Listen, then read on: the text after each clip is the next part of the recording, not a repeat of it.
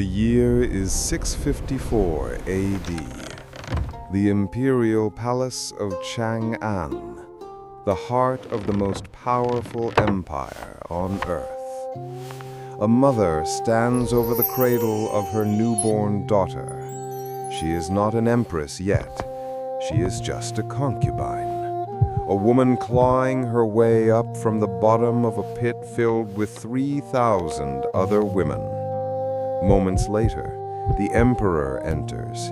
He expects to see his beautiful daughter smiling. Instead, he finds a cold, lifeless body. The baby has been strangled. The concubine accuses the empress of murder. It was the perfect crime, a grieving mother versus a jealous, childless rival. The emperor believed the tears. He didn't know that he was looking at the murderer. History tells us that the mother, Zetian, strangled her own infant daughter with her bare hands just to frame her rival.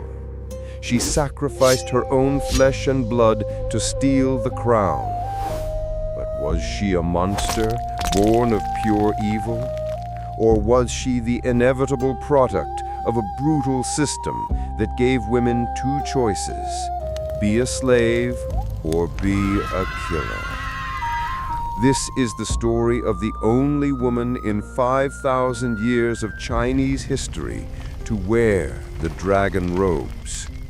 And to get them, she had to burn the world down.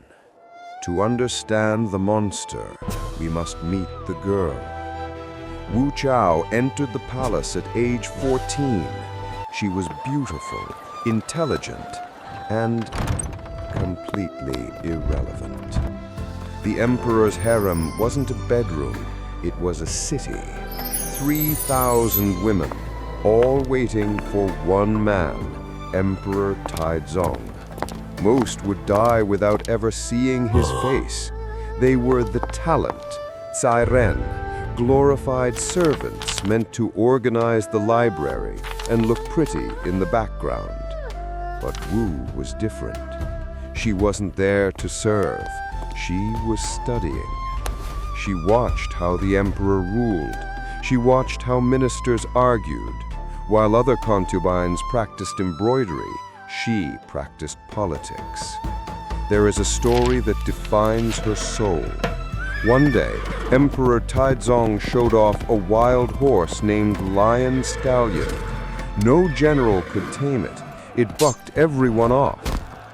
She told the emperor, "I can tame him, but I need 3 things: an iron whip, an iron hammer, and a dagger."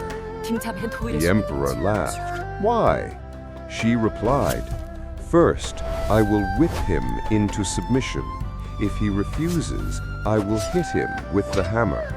And if he still refuses, I will cut his throat, because a tool that cannot be used is useless." The emperor was impressed by her spirit, but he was terrified by her nature. He saw a wolf in sheep's clothing. He kept her at a distance. For 12 years, she remained a low-ranking concubine. No promotion, no children, no future. And then, the worst happened. The emperor grew old. In the Tang Dynasty, when an emperor died, his concubines didn't go home. They were considered property of the deceased. Their fate was the Ganye Temple. They would shave their heads, become nuns, and pray for the dead emperor's soul until they died of old age. It was a death sentence for ambition. Wu Zetian was 25 years old. Her life was effectively over. Most women would have accepted their fate. Wu Zetian began to plan her escape. She knew that power in China flowed through bloodlines, and while the old emperor lay dying, she had made a secret investment. Li Ji, the crown prince. Weak, sentimental, and easily manipulated. While his father was on his deathbed, Wu Zetian had seduced the son. It was incestuous, it was treason, it was punishable by death. But for Wu, it was a lifeline. When the new emperor visited the temple, Wu seized her chance. She wept. She reminded him of their secret moments. The spark was reignited. But she couldn't just walk out. She needed a ticket. And that ticket came from the most unlikely source, the emperor's wife. Back at the palace, Empress Wang was losing a war.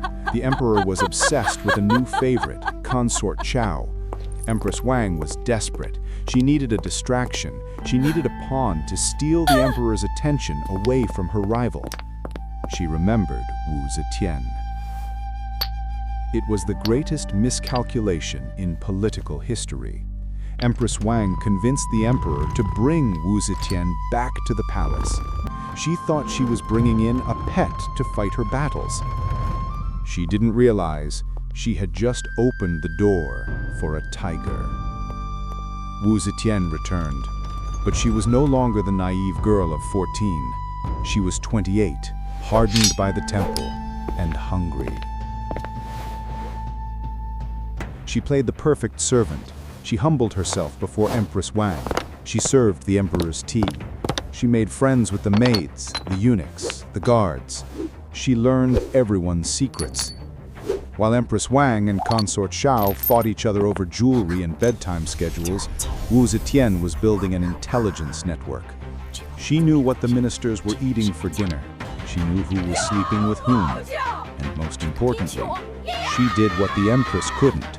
She gave the emperor sons, 2 sons, and then a daughter. This brings us back to the cradle. By 654 AD, Wu was powerful, but she was still just a concubine. Empress Wang was still the legal wife. Wu needed a nuclear option to destroy her. Historians are divided. Did the baby die of SIDS, sudden infant death syndrome? Or did Wu Zetian look at her own sleeping child and see the ultimate weapon? The death of the little princess was the turning point. The emperor, blinded by grief and manipulated by Wu's performance, believed the empress killed the child out of jealousy. The trap snapped shut. But simple exile wasn't enough. Wu Zetian knew that as long as her enemies breathed, they were a threat. What she did next would make the devil himself look away.